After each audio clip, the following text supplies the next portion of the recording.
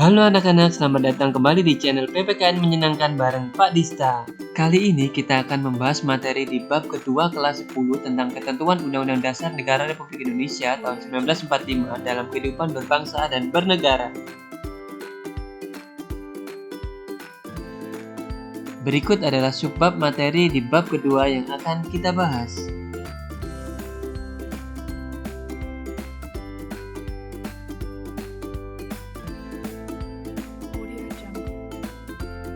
Yang pertama, kita akan membahas materi tentang wilayah Negara Kesatuan Republik Indonesia. Sebagai warga negara Indonesia, tentunya kita patut bersyukur karena terlahir di negara yang sekaya dan seindah negara Indonesia. Dasar hukum tentang wilayah dijelaskan pada pasal 25A Undang-Undang Dasar 1945.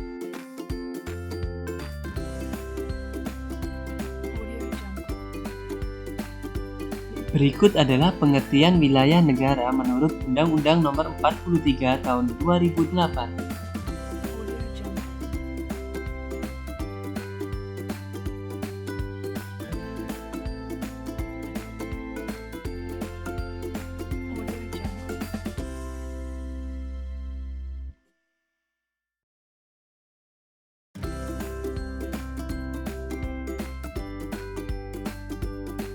Zona laut di Indonesia dibagi menjadi 3, yaitu zona laut teritorial, zona landas kontinen, dan zona ekonomi eksklusif.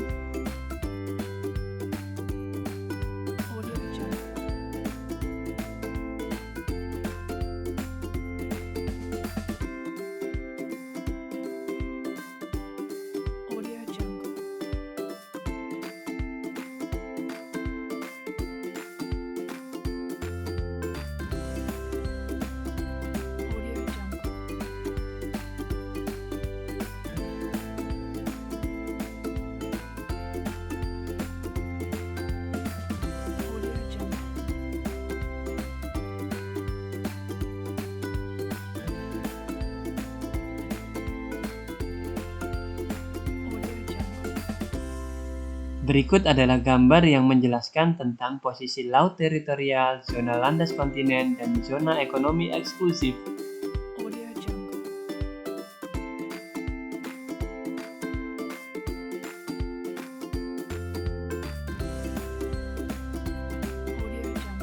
Selanjutnya, kita akan membahas tentang batas-batas wilayah Negara Kesatuan Republik Indonesia. Batas wilayah Indonesia sebelah utara. Batas wilayah Indonesia sebelah timur.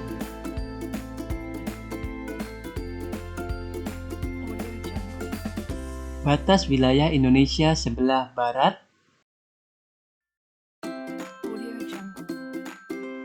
Dan batas wilayah Indonesia sebelah selatan.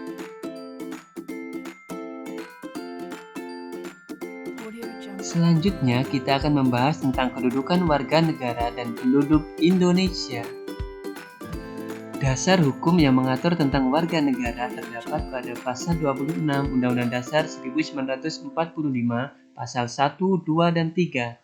Berikut yang dimaksud dengan warga negara dan bukan warga negara. Berikutnya adalah perbedaan antara penduduk dan bukan penduduk. Selanjutnya, kita akan membahas asas-asas kewarganegaraan di Indonesia.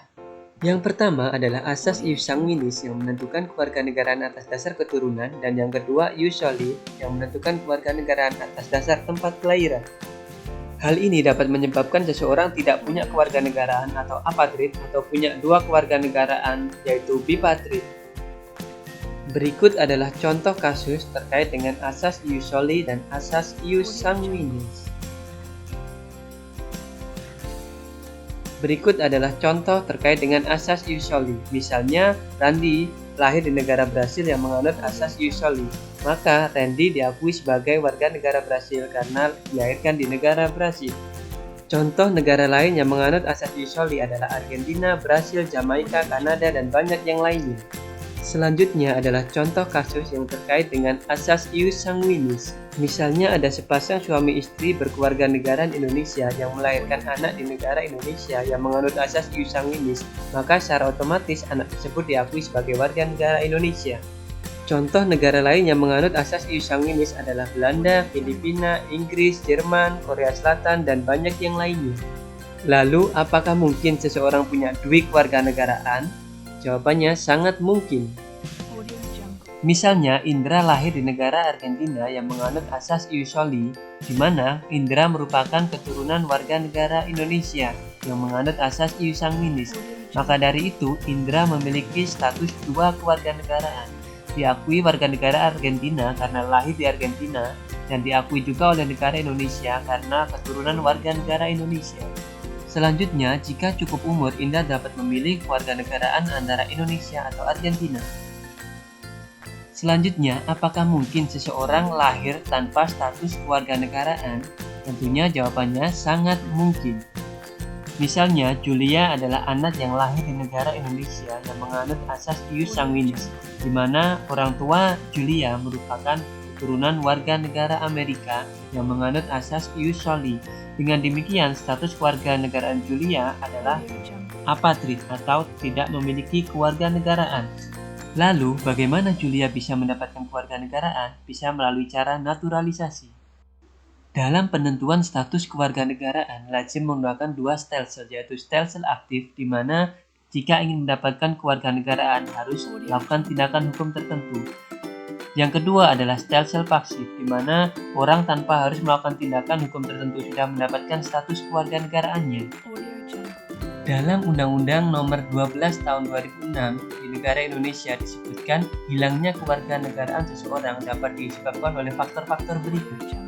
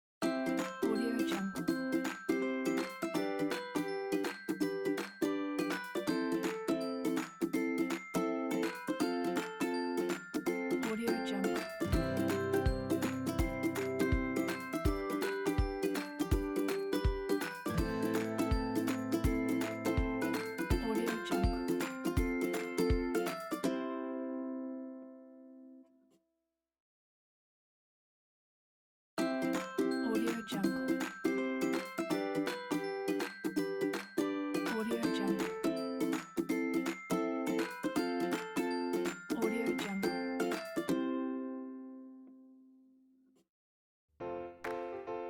Audio Jungle.